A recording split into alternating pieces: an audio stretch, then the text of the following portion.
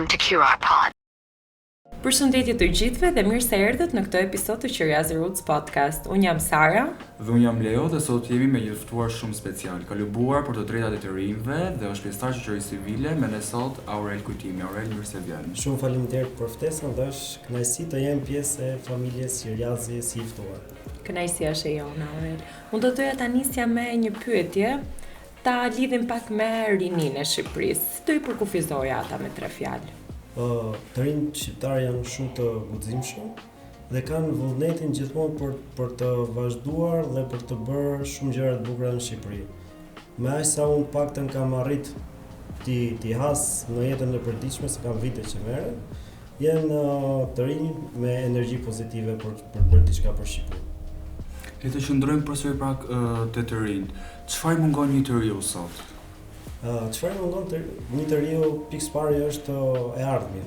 Do ta përkufizoj me të ardhmen. E ardhmja përfshihet ekonomia, përfshihen sepse po s'pata ekonomi asgjë nuk bën në ditët e sotme. Duhet mbështetja dhe nga institucionet, sepse nëse nuk ke mbështetje nga institucionet, nesër pas nesër do dalin në treg punë dhe është shumë vështirë. Dhe besoj që ekonomia është baza kryesore për një të ri për të ndërtuar të ardhmen. Dhe mundësitë sigurisht në ato profesione që mbarojnë studimet kanë mundësi që t'i ushtrojnë. A mendon se sot që flasim të rinjt janë më të guximshëm apo pak më të pasigurt? Në fakt, duke krahasuar edhe nga protestat e tjera, shikoj që janë demoralizuar sepse deri më sot nuk ose kanë pasur një mbështetje që ta shikojnë edhe Shqipërinë si një vend për të kontribuar pas mbarimit të studimeve. Dhe kjo gjë i ka demoralizuar, por kurrë nuk të paktën më aq sa unë kam arritur të kuptoj që të heshtin, sepse duke ditë që unë merrem akoma dhe sot që flasim me problematikat, gjithmonë kanë ngritur zërin dhe i kanë çuar edhe më tej. Aurel, cili është gabimi më i madh që po bëjnë të rinjt sot nëse ata marrin një rrugë drejt çfarëdo lloj gjëje që mund të marrin përsipër? Cili është gabimi më i madh për ta? Gabimi më i madh është që i bëjnë gjërat pa i menduar mirë dhe nuk janë as pak të vendosur se çfarë duhet të bëjnë. Gabimi më i madh që unë do menoja është që braktisin Shqipërinë. Që braktisin Shqipërinë, sepse Shqipëria është një vend shumë i bukur që t'i mundson gjitha. A ka një arsye specifike pse e braktisin apo thjesht dëshira për të pasur dhe është ajo që unë përmenda, ekonomia. Se çdo gjë lind nga ekonomia, nga mbështetja, nga hapësira që nesër ta ushtrojnë profesionin e tyre dhe sigurisht zgjedhin një rrugë shumë më të lehtë për ta emigruar. Dhe kjo është, besoj që është gabimi më i madh që këta të rinj bëjnë. Për shembull, a mendon se duhet ndjekin një rrugë që janë të pasionuar apo diçka që është pak më e sigurt dhe do ju gjenerojë ato të ardhura që Fakti unë mendoj që një i ri do të bëj atë çfarë di të bëjë më mirë. Nuk mund të vendosi sepse don dikush, siç mund të vazhdojnë edhe studimet që do i familjes të vazhdoj për X dek, por ku e gjen veten më mirë? Nëse e gjen veten më mirë në diçka profesionale, duhet ta ndjekë atë profesion. Por mos të zgjidhë gjërat e gabuara dhe ta marrë për shembull studime si diçka kalimtare. Duhet ta citoj këtë që arsimi është e ardhmja dhe duhet ta mendojnë mirë kur të zgjedhin diçka. Shumë e vërtet. Aurel, nëse do ktheheshe pas në kohë, çfarë do i thoje vetes si një 18 vjeçar? Fakt, nëse do kthehesha kohë më pas, e vetmja gjë që unë do mbase do ndryshoja diçka tek vetja ime, që duhet të jesh më i guximshëm që në fillimet e tua. Sepse duke qenë më i guximshëm, mund të arrish edhe mund të thjeshtosh gjërat gjatë jetës, mund të kesh më të lehta dhe duke pasur sigurisht guxim, se ne jemi mësuar që heshtim nga frika apo nga mos guximi për të bërë diçka, por gjithmonë do të kesh guxim. Çfarë do lloj moshe të jesh, nëse nuk ke guxim, është problemi më i madh tek vetja. E quajmë të paktën iniciativë për të bërë diçka të re ose duhet nisur nga kjo. Unë paktën periudhat që unë i kam nisur dhe këto angazhimet e mia, problematikat e tjera që unë marr me të rinj, ka qenë një periudhë shumë e vonshme dhe gjithmonë unë personalisht kam dashur të zgjedhja gjithmonë diçka sportive edhe si profesion. Kam dashur shumë të bësha polic, por këto gjëra nuk është se më erdhën në jetë dhe rrjedha e jetës time ndryshoi totalisht që unë jam përfshirë tash në politikë. Është interesante, kemi një ide në kokë dhe del diçka tjetër. Unë kam dashur gjithmonë të bësha polic. Nuk edhe në shkollë kur më dolën studimet në Gjirokastër, e la shkollën se doja të vazhdoja për Akademinë e Rendit. Prandaj është e rëndësishme të jemi fleksibël në jetë dhe mos ta marrim gjën shumë personale apo mos të mërzitemi. Çdo ditë që kalon thjesht vazhdojmë. Dhe nëse ikën një rrugë, hapet një rrugë tjetër. Nuk jam mërzitur. Me benefite akoma të më të Nuk është se jam mërzitur që të kem mërzi pse nuk vazhdova atë. Mendoj që këtu ku jam kam bërë zgjedhje më të mirë dhe kam kuptuar që zgjedhja më e mirë për mua. A mendon se të rinjt sot kanë më shumë atë presionin për të dukur më shumë se sa për të qenë? Mbase kjo që thu për të dukur e kanë atë presionin sepse edhe vetë edhe këta të rinjt në vetvete nuk është se e din se çfarë kërkojnë ose çfarë duan të bëjnë edhe ama jo vetëm të rinjt. Edhe kur rritemi e kuptojmë që akoma po e navigojmë. Po ky briz është, i mungon diçka. Edhe është pak kompleks si briz. Nuk janë të vendosur se çfarë duhet bëjnë, për veten e tyre. Mendoj që një njeri duhet ta zgjedhë mirë dhe të mendohet mirë për çfarë do të bëjë. Ta bëj atë gjë për ta bëj mirë. As për të dukur, por të bëj zgjedhje më të mirë për veten e tyre. Edhe ta ndij ato që bën në fund ditës. Se për të bërë gjëra që s'duhet, pastaj po e bëjmë kote, nuk shkon aty ku duhet. Bëjmë gjërat ku ndjem më mirë vetvetja. Siç ta thash, unë kam zgjedh këtë gjë që bëj sepse ndjem vetvetja. Sepse e bën edhe më mirë. Dhe nuk e bëj as për të dukur, as se dikush më shty të bëj këtë, thjesht ku jam vetvetja dhe nuk e ndroj. Aurel, duke qenë që krijon dhe je angazhuar në shumë evente, organizime, me grupe shoqërore, dua të di, a ndikon rrjeti shoqëror tek njeriu sot? Ndikon sigurisht. Mendoj që ndikon shumë, por ndikon edhe vetja jote, sepse ti mund të zgjedhësh më të mirën për veten tënde. Dhe rrjeti shoqëror ka ndikim pafund, mund të bësh zgjedhjen më të gabuar të jetës, por gjithmonë ti veten e komandon ti, nuk e komandojnë të tjerët për të bërë zgjedhjen më duhur për veten tonë. Por mund të marrim më të mirë, nëse rrethohemi grup shoqëror të hajrit, të mirë, marrim më të mirë. Nëse rrethohemi me të këqij, dhe të rinjt këtë gjë bëjnë gabim. Zakonisht që bëjnë gabim, mbase zgjedhin grupet, po, shoqërinë e gabuar për veten e tyre. Është shkencërisht e provuar që jemi më të predispozuar të marrim veset e këqija të dikujt sesa ato të mirat. Unë dua të ndalem pak tek ajo që preke pak më përpara, për mundësitë të rinjve jashtë. A mendon se Shqipëria të ofron mundësi apo është më mirë për ata të paktën të lëvizin një herë jashtë e ndoshta të kthehen? Unë mendoj që Shqipëria i ofron mundësi të qëndrojë, pa menduar të ikim. Sepse ne kemi zonën më të mirë, qoftë Bregdeti, qoftë Malore. Më thonë kemi burime natyrore që na i ka dhuruar Zoti dhe ka shumë pasuri që Zoti na i ka dhuruar Shqipërisë, besoj se janë të mjaftueshme që këta të rinj të qëndrojnë edhe të krijojnë të ardhmen në Shqipëri. Pse ajo është pjesë tjetër pse nuk mbështeten këta të rinj. Kjo besoj është një çështje shumë e thellë politike dhe ne kemi ardhur për një podcast. Kjo është një çështje shumë e thellë. Unë dua të di çfarë bën një të ri të dallohet nga të tjerët. Kush janë disa virtyte ose pra ajo to stand out. Po, to stand out. Domethënë, çfarë bën një të ri më të mirë se dikush tjetër? Jo më të mirë, po ndoshta e diferencon. Në mënyrë mos t'i vejmë në kompeticion. Okay. Më të mirë është vetvetja. Ti je real, ti je i vërtet. Këtë besoj që e bën më të mirë se sa tjerë, sepse kur je vetvetja, as nuk manipulon, as nuk manipulohesh, po i thu gjëra troç. Ashtu si ti je real edhe njerëzit besoj do të pëlqejë më shumë kur ti je real edhe kupton jo duke bërë këto manovrimet për veten apo tek të tjerët. Besoj po ti jesh reali i vetes tonë, besoj se është diçka më e mirë. Atë po mundohemi të arrijmë të gjithë, po ndihet sikur ndonjëherë është e vështirë edhe nga nga gjërat që rrethohemi, por të paktën të jemi autentik në fund të ditës dhe kjo na bën të jemi më të mirë.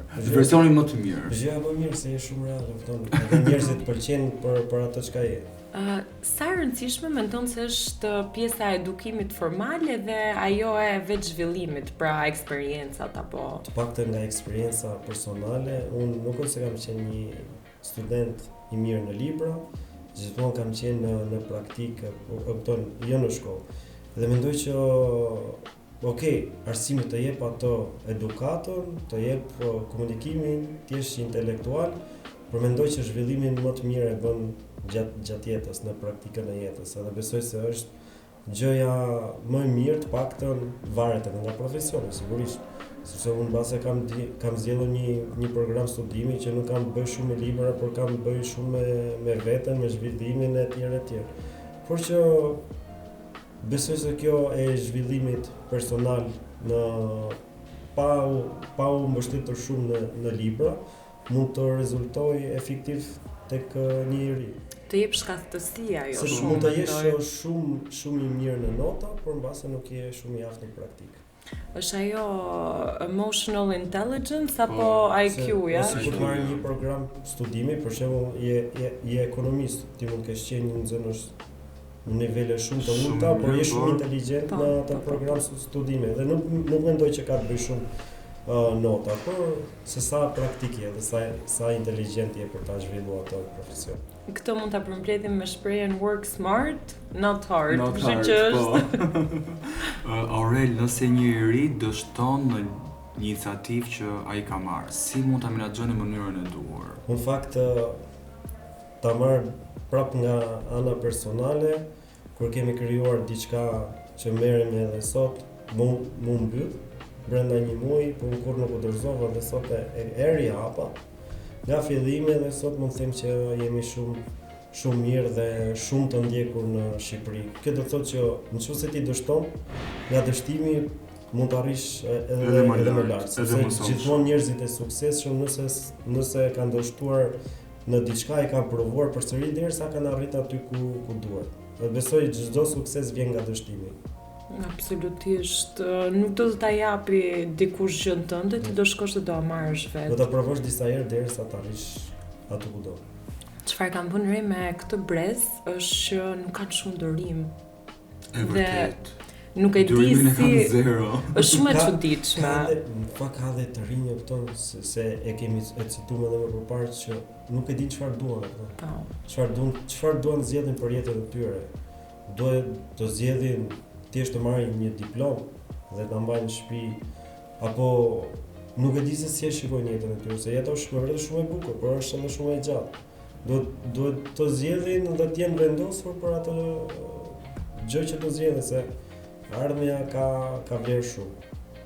Edhe duhet naviguar çdo ditë, të paktën avash nuk kanë shumë atë dërimin për ta parë veten ta ngjisin shkallë, një punë, një profesion, diçka duan të arrin patjetër majën për një vit, për 2 vite. Duan nga aja të zhëja me një kalim, nuk e duan ABC, po duan A. Mua më pëlqen kjo gjë se tregojnë që janë shumë ambicioz, por ka një masë çdo gjë. Ka të bëjë edhe diçka, shoqëria, mos harroj pra. Shoqëria që e përmendëm që nëse të kesh një shoqëri që i kanë thonë shkollës, hajde mirupafshim, njëjta rutinë të zgjidhur. Fatkeqësisht ndikohemi nga ata që rrethohemi, kështu. Ka të rinj që janë shumë inteligjent dhe shumë vendosur, por s'kan edhe mbështetje, siç e citojmë që mbështetja fatkeqësisht duhet t'ju mundsohet të rinjve që me vërtet janë shumë të aftë për të krijuar diçka, se kemi shumë të rinj që kanë në paktën Shqipërisë që qoftë në robotik, qoftë elektronik e tjerë që janë shumë inteligjent, por duhet mbështetet që mos të demoralizohen për ta zhvilluar ato aftësi që kanë. Aurel, çfarë roli luajnë rrjetet sociale te njeriu sot? Komunikimi nuk është më me letra, me pollum. Nuk dim të shohim më njëri tjetrin në sy me teknologji. Në vend të mësuesit është kthyer edhe ChatGPT-ja, nuk e kupton, është vetëm teknologji. mos themi që mbas edhe vitet në vazhdim do zhduket fare edhe mësimi do qëndrojmë online duke folur me një robotik, me një inteligjencë artificiale dhe s'do ekzistoj fare kjo të marrësh mësime në përshkolla. Kështu paktën kështu si e ka nisur dhe kjo mendoj që është problem. Por shpresojmë që mos të ndodhi. E para punës një robot nuk e funksion do një profesor, sepse teknikisht zanatet më duket sikur do jenë të paluajtshme nga inteligjenca artificiale. Por sot çfarë nuk ndodh? Sot jetojmë në një botë që nga sot nesër çfarë nuk mund ndodhi. Unë jam kurioze të thellojmë pak bisedën më përpara. Sa e vështirë mendon që është të jesh autentik? Në fakt, kjo është me personalitete. Unë gjithmonë kam zgjedhur të jem një person shumë real. Gjithmonë është në karakterin e njeriu. Tash gjithë bëjmë edhe rrena të vogla, po kur nuk dalim për te realitetet ose karakterin që kemi. Unë deri më sot nuk kam dalë, jam ky që jam. Edhe falë kësaj që unë jam, mbas se kam arrit deri sot, nuk se kam arritur diçka shumë të madhe, për faktin jam real edhe gjërat që unë ditë bëj, menaxhoj edhe vetë edhe jam i zoti vetes. Nuk po gënjen as veten as të tjerë. Aurel, cili është ai zakon sado i vogël që mund të ndryshojë jetën e një të riu? Një zakon në çfarë kuptimi? Ves, mindset, një rutinë, një habit, të zgjohesh në 7 të mëngjesit çdo ditë apo të jesh pjesë e një klubi sportiv, të jesh në një kurs, të një komuniteti padeli për shembull. Si thosh Sara. Cila do ishte gjëja më mirë që mund të ndryshojë një të ri? Le ta marrim kështu. Domethënë nëse e zëm shembull një ri ka dëshirë si Sara të ikë në padel, të luajë një sportin e padelit. Mendoj që janë shoqëria e mirë dhe duke bërë aktivitete për shembull në natyrë. Unë jam person që më pëlqen shumë natyra, tiki. Nuk më pëlqen zhurma. Edhe qëndrosh në... Okej, mund kemi qenë pjesë e punës etj.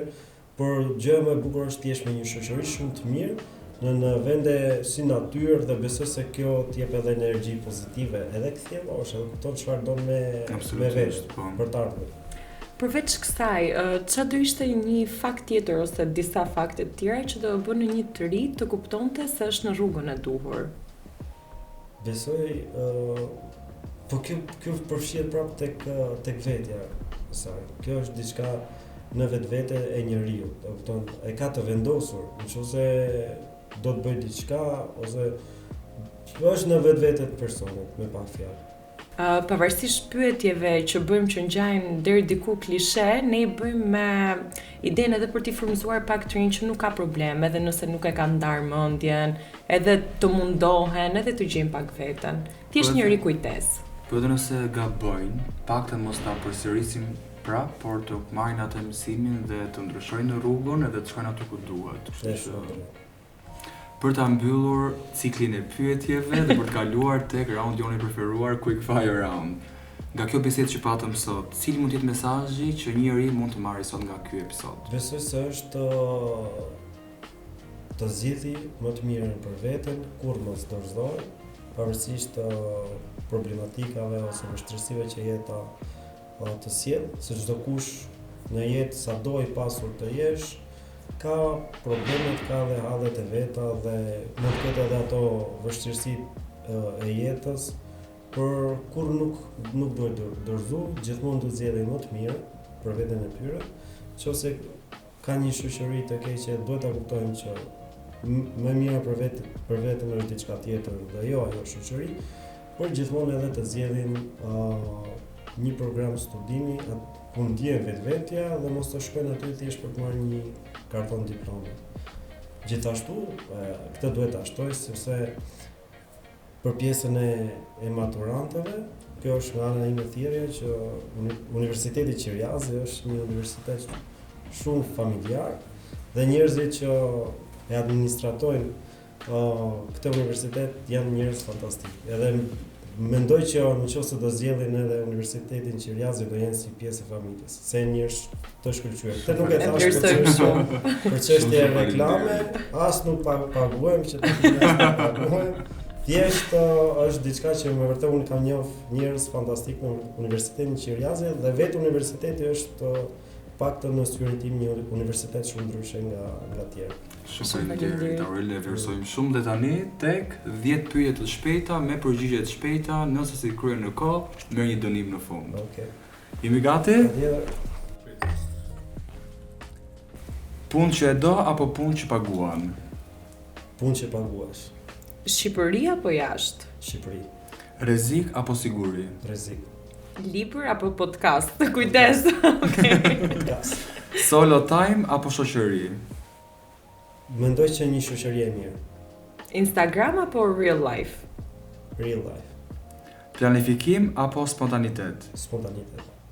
Gjithmonë jam ke spontanitetes. Bëj gjëra në planifikim.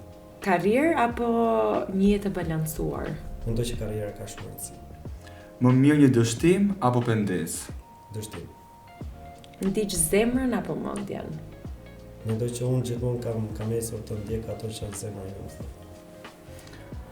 Jemi në kohë, nuk ka i dënim për ty Aurel sot, ne vlerësojmë shumë që ishe pjesë e këtij episodi dhe shpresojmë që t'jesh kënaqur. Sigurisht që po. Gjithmonë në Qiriaz ne jemi kënaqur, kështu që është diçka shumë fantastike dhe krijimi i podcastit që jep mundësinë edhe të ftuarve të shprehen lirshëm. Faleminderit. Faleminderit Aurel. Ne do të shihemi sërish të premteve që vjen në orën 18:00 dhe gjithmonë zgjidhni kualitetin mbi sasinë e njerëzve që rrethoheni. Shihemi të premten tjetër.